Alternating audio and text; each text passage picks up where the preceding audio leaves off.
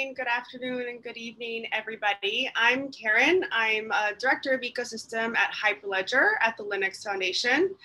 And we're going to be talking with Nadia and Marta today about the challenges and issues and promise of governance of large-scale blockchain networks. So first, let's start off with some introductions, get to know each other. So please, Nadia, would you start by sharing how you're involved in this topic and tell us a little bit about your role at the World Economic Forum? Thank you, Karen. And thank you, Victoria and Daniel, for this wonderful convention. I should say it's not a convention, the European Blockchain Week, really, that you've put together. It's also been great to connect with some other parties in the blockchain space. Hi, everyone. Yeah, so I'm Nadia Hewitt. I work very much at the intersection of blockchain and governance. I lead projects at the World Economic Forum that shapes the future of technology governance, more specifically in the blockchain and data policy space, but also other emerging technologies. More specifically, I'm at the Center for the Fourth Industrial Revolution technology that's based in San Francisco. Yes, nice and early, bright and early for me over here. And at the center, our mission is to maximize the benefits of science and technology for society through a global hub of expertise, knowledge sharing, and collaboration.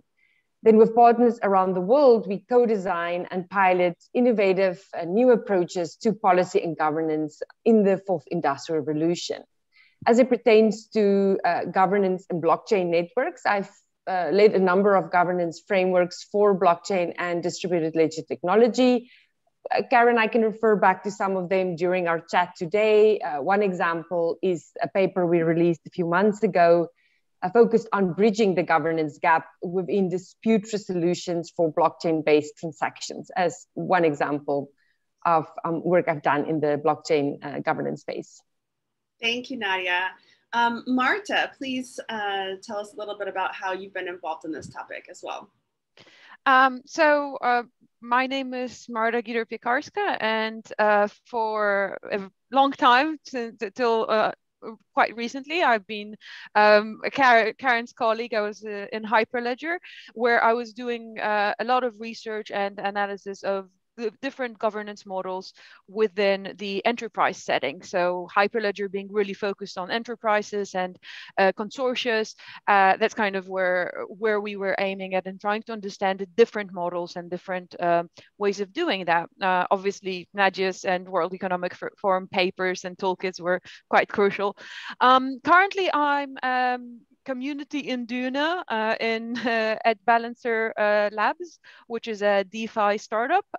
So looking at the governance from a very different perspective of decentralized autonomous organizations. How do you create a healthy community that actually participates in decisions once a protocol is turned into a DAO from a company?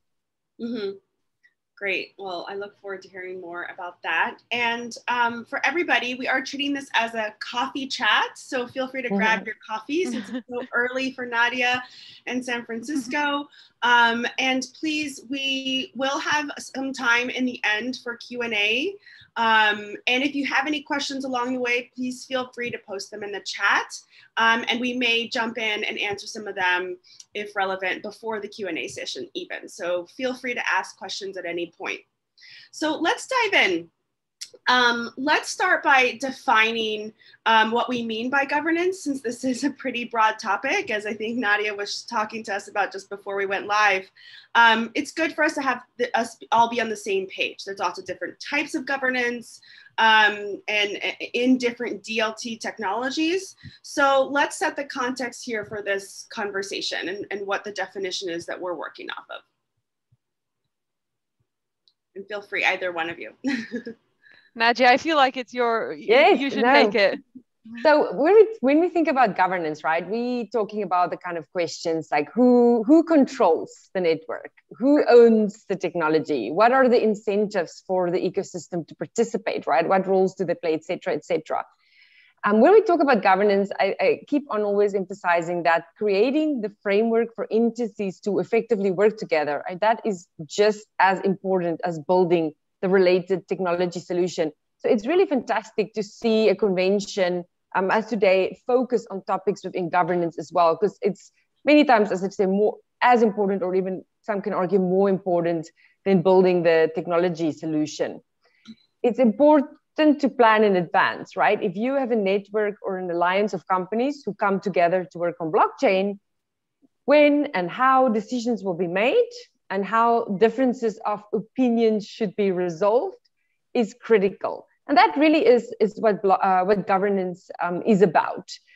There's, I would say, not one single solution to allow for every disparate interest to be accommodated. So again, when you talk about governance, it's very broad. And because there's no one single solution, I think it even makes it more important for blockchain networks to establish the rules of the road early on.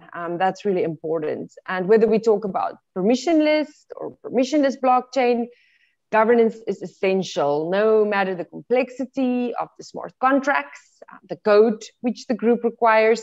It requires group decision making. So really, at the end of it, I would say for a blockchain network, whether you are in a consortium or other, you have to ensure that you can handle unexpected events. So planning in advance with governance is very important. Mm-hmm. Marta, there's definitely a few areas maybe you can add on to that. Well, I very much agree, obviously, with what you're saying. I think that, a lot of the time, we still see situations where governance is an afterthought. Like when we create a consortium, or when people create a consortium, or they create a project that they eventually want to decentralize, it's the same thing. They are so focused on the technology or so focused on the product that there's kind of like, we will figure it out as we go. And it's a very hard problem. And we've seen that in Linux Foundation with a lot of the open source projects as well. It's very hard to open source a project that was developed in a closed environment, because if you develop a project in an environment that is centralized and there's like the decision making is very kind of closed, and then you try to change that, it has to be changed with changing the perception and also kind of line of thinking. It's a very different thinking. Mm-hmm. So in this blockchain space, I feel like we are pretty good with working with open source, but a lot of companies still come in with a very closed source mindset. And so they don't understand what it means to create a successful governance within a blockchain project. Mm-hmm. Yeah.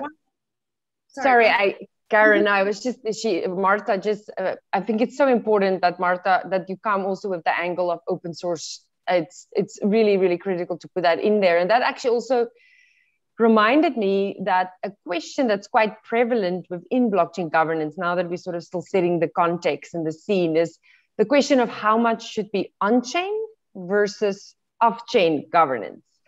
Right now, the overwhelming majority, and Marta, I don't know whether you have even more insights on that or more up to date, but right now the overwhelming majority of governance of decentralized systems is performed off-chain.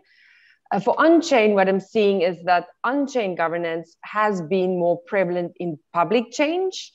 There's one example, Neo, which I'm interested in following a little bit. So Neo is an open source blockchain network, and like others, they have a coin, they serve as a platform for deploying smart contracts, they support dApps, etc., etc.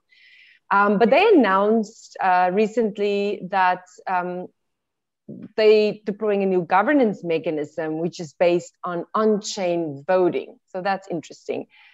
And instead of making binary choices, they are more looking at their on-chain governance as looking at a multifaceted spectrum. So basically what that means is they evaluate design choices on a multi-pronged spectrum. So Neo can then decide on a sliding scale how much on-chain versus off-chain governance would be most efficient. Their announcement was only at the end of 2020, so we'll have to see how that plays out. But that's a question that comes up a lot, is the on-chain versus off-chain governance. And I think also important to point out, again, just for context, is that when you talk about governance, it's always important to understand governance of what exactly. We know that a blockchain solution is not one thing. Layers of the tech stack, where are you talking about it? Are you talking about governance at the protocol layer, or are we talking about governance at the dApp layer? So there's a lot of those type of distinctions and categorizations that you need to be clear about when you have conversations or when you tackle a project that entails blockchain governance. Yeah. There's So, go ahead, Marta. Go on. No, go ahead. There's really different elements to it. There's the blockchain governance, the technical governance, and then there's the business governance. And what you're doing here, especially in some of the more consortia or permission networks, is you're bringing competing parties together. And so they need to have common rules for how they work together to make it a fair playing field. And so that's really not as easy to figure out as it may seem, and is a real challenge. And I want to get into that later. But first, I want to go back to, you mentioned, Nadia, that you were working on a report, and I think, Marta, you were involved as well with this World Economic Forum report on governance. What were some of the takeaways from that research that came from that? So this World Economic Forum report, it's one of the projects I led, worked very closely with Marta, who provided input, as well as other global collaborators. It's also work that we've done very closely with Latham and Watkins for those consortia or blockchain networks out there looking at consortia legal guidance. Jenny Seeplak and her team and DC is fantastic. So basically, how did we get to write about the dispute resolution for blockchain transactions? And I'll post the link to the paper in the chat box somewhere during this chat. But basically, the focus of the white paper is dispute resolution, which is a critical part of governance. We co-designed the dispute resolution frameworks because it seemed to be a gap in the market. This is now last year that we started down that road.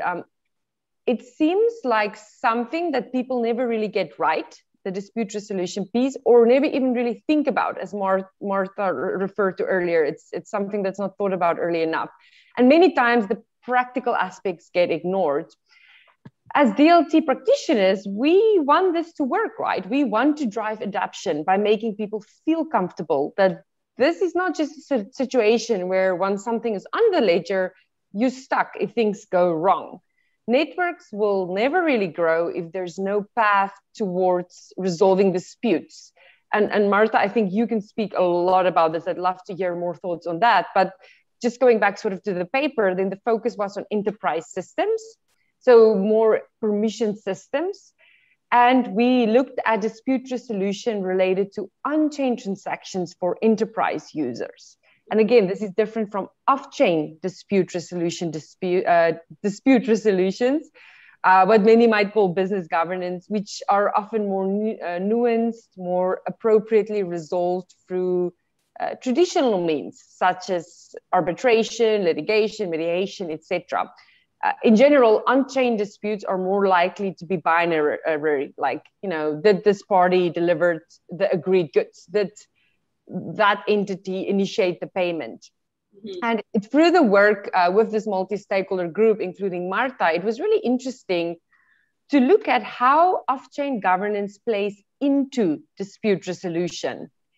Agreement on dispute resolution forums, the selection of governing law. We also looked at different privates that's in network, their dispute resolution mechanism. And when you get a consortium to work together, you need to look at the pros and cons of private dispute resolution versus public, sort of out-of-network dispute resolution. For instance, arbitration might be a preferable option in some cases.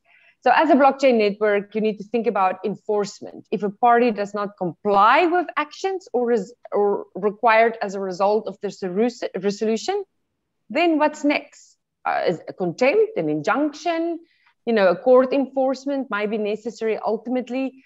But we're hoping that the threat of being terminated from the blockchain network will completely should make people want to abide by the agreed resolution. So that's some of the topics and things that we get on into in the paper. Marta, what were some of the learnings from the report? Yeah, so I kind of loads of thoughts here. I think first thing that I wanted to come back to is kind of why are we even talking about governance and how is it different to what we know, right? Because one thing that occurs to me is that we kind of jumped, as we all worked on this topic for a long time, we jumped into, well, there are different types of governance and so on. However, why wouldn't we just use what we normally use in regular environments, right? In companies, there is governance in companies. There is a boss, there are VPs, they make decisions, there are legal teams to deal with it and so on. And I think that the crucial part here is how much blockchain projects or DLT projects involve multiple parties that don't necessarily trust each other. That's kind of the core of the problem, right? How do we collaborate within the group of people that we don't know, or group of organizations that we don't know, and we don't know if we want to trust them or not. And so this problem of dispute resolution as well comes from a much bigger challenge of if something goes wrong and I trust other people, then probably we'll solve it somehow. But if something goes wrong and I don't trust my environment, then it starts being really heated and very dangerous in some ways. And that's why the process of dispute resolution has to be in place very early on. And of course, could be modified, but it isn't really something that should be, let's figure it out or as we go. Yeah. And to Nadia's points, indeed, the question of on-chain dispute resolution, off-chain dispute resolution, I guess there is a question how much of it is needed when we talk about big kind of consortia, standard consortia like WeTrade or TradeLens or any of the other ones, right? How much does it really matter that they are using a blockchain technology underneath to make the decisions on chain? They're using the chain the way that they would be using, machine learning or whatever else, right?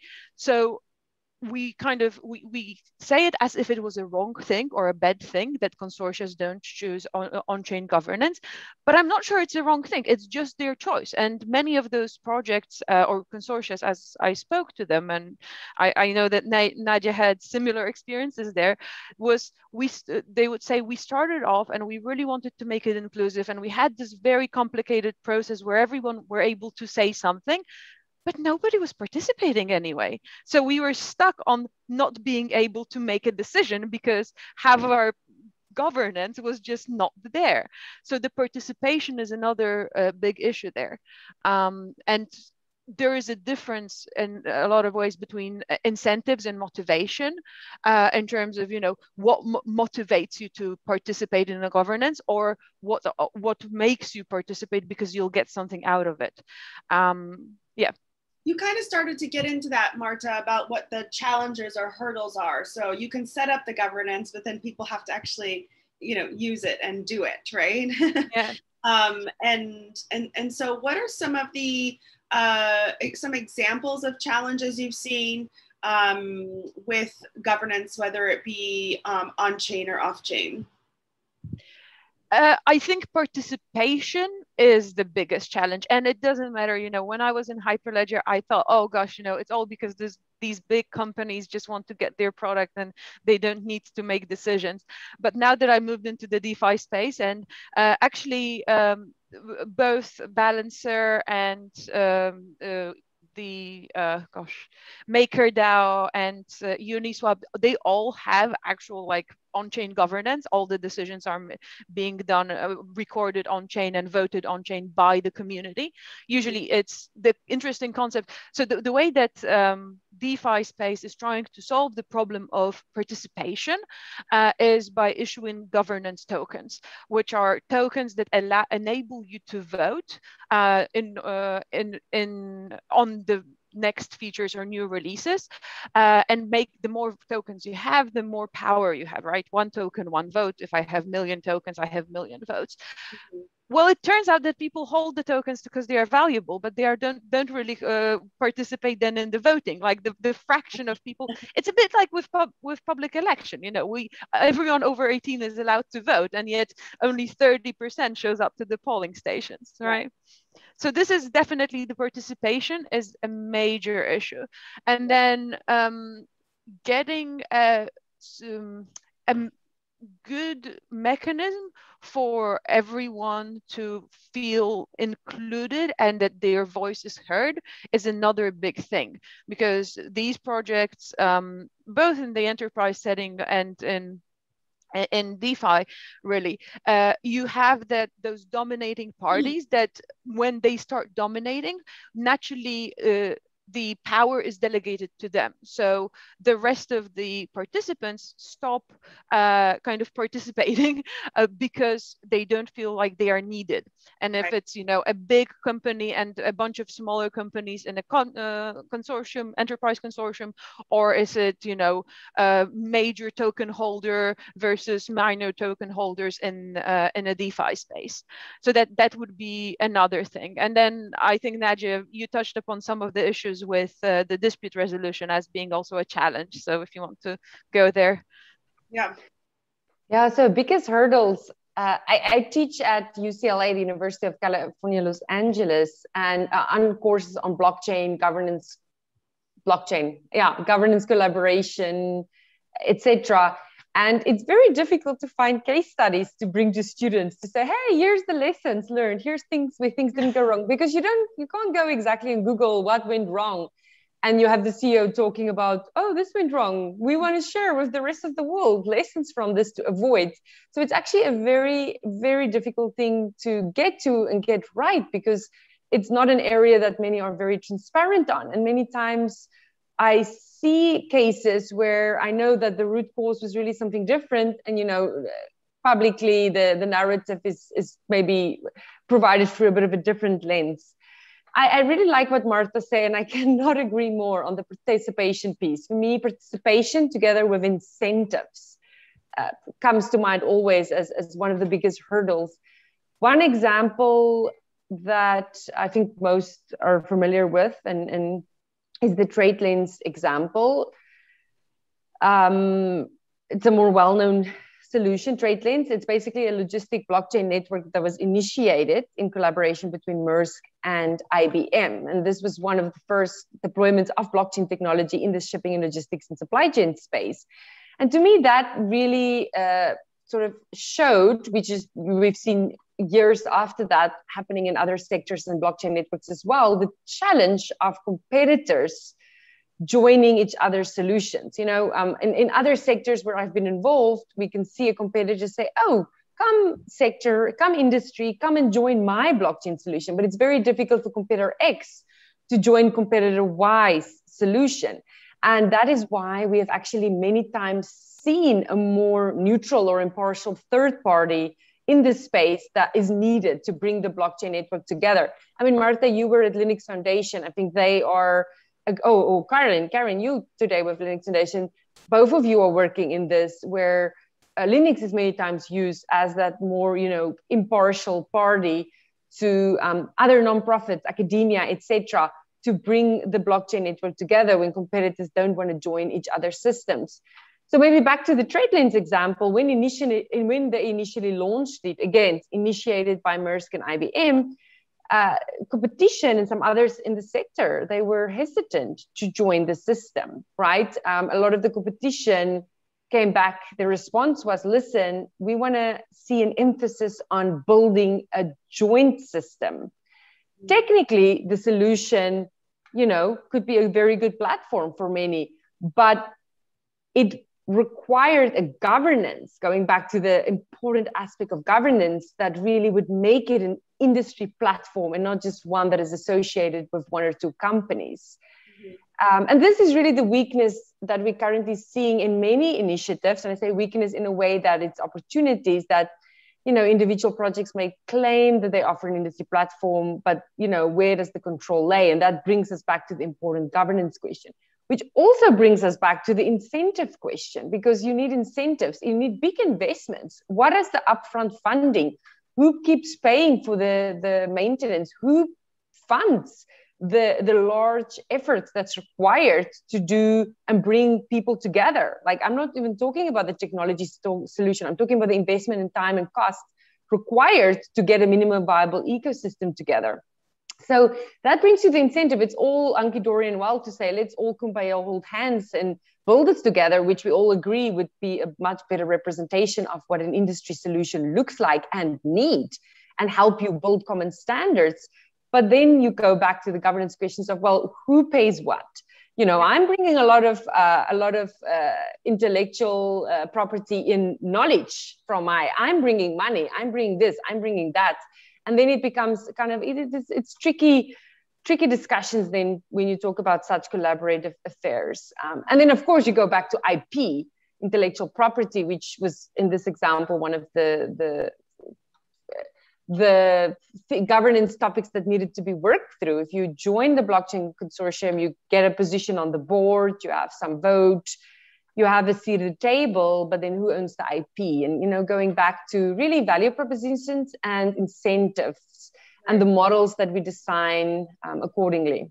Right. It's really interesting, Nadia, because you know, as you're speaking about that, I have a different point, but just to directly connect to that, as you're talking about it, I realized that we are talking about this being an issue of you know, blockchain governance, but actually you know, I've been a long-term participant in W3C, which is the, you know, one of the standardization bodies. I'm now with another IEEE group on governance, and but in both cases, it was very heavy legal kind of requirements, and yeah, how do we participate? Whose IP it is? What we create? Kind of, you know, if we create something together, is it everyone's? Is it just mine, of the project leaders, or nobody's? You know, all of those questions, they are not very specific to blockchain projects. They are specific to humans, I think, and the fact that we need to figure out those things. One last point, and it kind of comes to a lot of, I'm reading the chat in the meantime, and a lot of what we are saying here also is that there are no good templates or frameworks to follow. World Economic Forum has done a great job trying to define some of it, but as I talked to a lot of those consortia, it's like, well, can I just take a template and plug it into my thing? And there is no such thing. Yeah, there really isn't. You know, thank you, Nadia, for mentioning the Linux efforts. You know, we launched this open governance project to help be that neutral party and bring those organizations together. And we've launched Trust over IP and now Open IDL on that. But there's a lot more that can be done. I just want to kind of wrap up the takeaways because we didn't get to too many questions, but we sort of blended them in. You know, think about governance early. A lot of people are focused on the technology, but think about governance very early on in whatever projects that you're working on. The participation, how are you going to get people incentivized to actually get involved in the governance? Think about the power dynamics. Make sure that there isn't a heavyweight that is taking up all the air in the room and that everyone is included and involved. And then understand that it is like Marta said, it's sort of hard, and Nadia, hard to find the lessons learned because no one wants to talk about how they didn't get along with other companies, right? Nobody wants to talk about that. So World Economic Forum is trying to bring some light to that. But if you're struggling with it, it's because everyone is struggling with it, really. Yes. Karen, you want me to just add on to that? How are we on time? I think we are out of time, right? Yeah, so thank you, everybody. Wow. Fantastic. That was great. That's when you talk to such awesome women. You just get lost and carried away. Thank you very much, Karen. Yeah, it was hard to keep it within just 30 minutes. So thank you, Nadia and Marta, so much. And thank you for all the good questions. If you want to connect with us and continue the conversation, feel free to connect with us on LinkedIn or something, or Umbrella. Yeah. Umbrella. Yeah. Thank you, Karen, so much. Thank you, Nadia. And thank you, Marta. We had Marta with us in our first edition in 2018 in Barcelona. So it's great to see you again, Marta. And we had Nadia with us in 2019 in Copenhagen and also in 2020 online. Very nice to see you again. And fantastic conversation. I've shared the link, Nadia. So now okay. The audience has the link to the article, the report. And again, thank you for the lovely discussion. Now, audience, we're about to talk about NFTs. So please go to the schedule tab and next session. And you can meet also the speakers, both Nadia, Karen, and Marta, Umbrella, and if not, on LinkedIn. Thank you, ladies.